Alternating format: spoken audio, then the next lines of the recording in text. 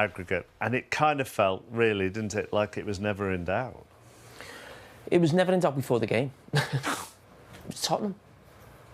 When did Tottenham ever win a big game? When did Tottenham ever go somewhere and surprise you and, you know, win against the odds?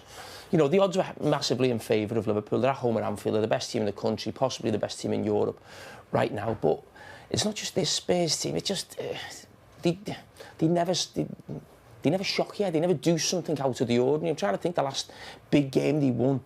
And I'd probably have to go back to that Ajax game in the semi-final of the Champions League. And I was in the stadium that night. And I don't want to take nothing away from Tottenham. They're very lucky. They got battered for most of the game. And a bit of a freak. I think they got 2 goals in the last minute. But whenever they go into a big game as a football club, no one ever believes they're going to win. And that's not me as a Liverpool fan. Those Tottenham fans there tonight, not one of them will have believed that they'd have gone home and they'd be going to Wembley. They just won't. Isn't it strange that Liverpool put 4 past them? Liverpool are in the final, and there is no doubt amongst the group here that Tottenham are the story. Yeah, I think because we just expected a bit more from them tonight. I just cannot get my head around not having one shot on target in a semi-final. You know, I know the one half chance when Son manufactures something, great step over and then hits the bar, but even then you just felt the game had gone for them. And I just couldn't. I just think when you set the, you know, you come into a semi-final, and I know it's always difficult. You're 1-0 up and you come to Anfield. We all talk about the pressures and the noise and everything that goes around it, but I just felt first half they're trying to play it from the back. The goalkeeper's edgy. In midfield, they never showed any courage to get on the ball and make things happen. They were so abject. And it wasn't the inexperienced players, it was the experienced ones that I was looking at thinking, well, go on then, lead the team. Son's your captain, show something, show some character, get on the ball. Kulusevski, nothing. And I think it's too easy to say, well, yes, they have had injuries. They've absolutely, you know, Van der Ven. I say less about Romero because I think I watch him enough and he can give away a lot of goals when I watch him. But Van der Ven is obviously a big miss. But there's still enough players there to cause Liverpool some problems. I've seen squads beating Tottenham lately. I look at Ipswich. Do you think Ruud van Nistelrooy would have loved to have had that Tottenham squad beforehand, but they still get beaten by Ipswich? Crystal Palace beat them. There's so many different games. I know you did the Everton game not long ago, Jamie. Everyone seems to find a way of beating this Tottenham side. And I think the manager right now, he baffles me with his tactics sometimes. I think he's completely lost in what he's trying to do. He said, this is what I do. You have to adapt. You have to change. And if you haven't got the personnel that you want, then you have to make sure that your tactics are different. You look at what Newcastle did yesterday. Eddie Howe showed a way of beating an Arsenal side by going man-to-man, being aggressive. Newcastle will not give the respect that what Tottenham gave them today. And I know Newcastle are a better side, but they're more aggressive and they'll get on the front foot. Tottenham showed a miles too much respect today. Do you think that's... Listen, we've all been critical of the manager, me going back to the 6-3 game.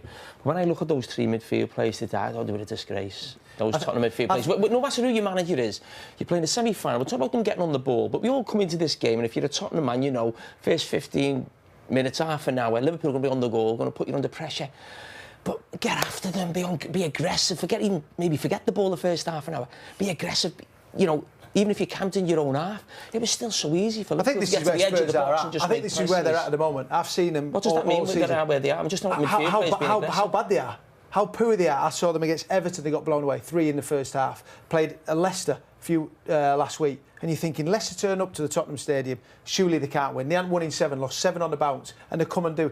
Spurs have got this performance in them, and that's why I came here and I said for Spurs to go through, they had to play to their level.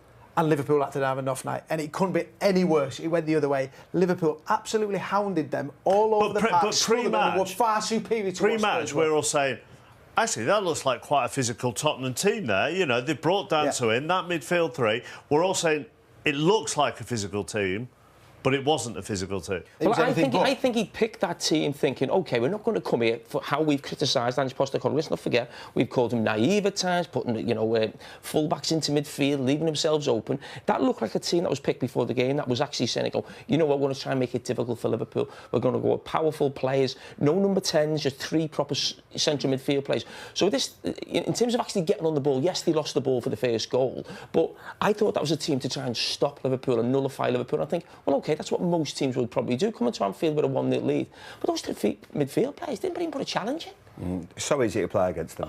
So easy. But shocking. But bear in mind, when we were at Newcastle last night, one of the things that was specifically said to us by Eddie Howe and Kieran Trippier, amongst others, we knew we had to go out and be physical and get in their faces. Get into them. I think that was a massive banner behind on the. It was, yeah. In the Gallagher end, saying get into them, make it difficult for them, set the tempo, and that's always a thing that you have to do here. And I totally get the game now where you have to play out from the back, but there are times, and more than any place in world football right now, this isn't a place to do it. The keeper gets the ball, he's passing it to his left back or right back. They're playing out, they're trying to play into midfield, they're losing the ball, you're asking for pressure. It wasn't working. So then you have to think, all right, well, why don't we then clip one into the space? You've got Son who's quick enough, you've got Kulusevski or you've got Richarlison trying to get hold of something. Oh, Virgil van Dijk was too strong for Richarlison, but maybe try something else, maybe come up against the other centre-back, Konate. But they were just playing into Liverpool's hands. Liverpool wanted that game, and that's exactly what Tottenham gave them. And it was just, you cannot keep doing that. It's just a sign of madness when you keep making the same mistakes. Let's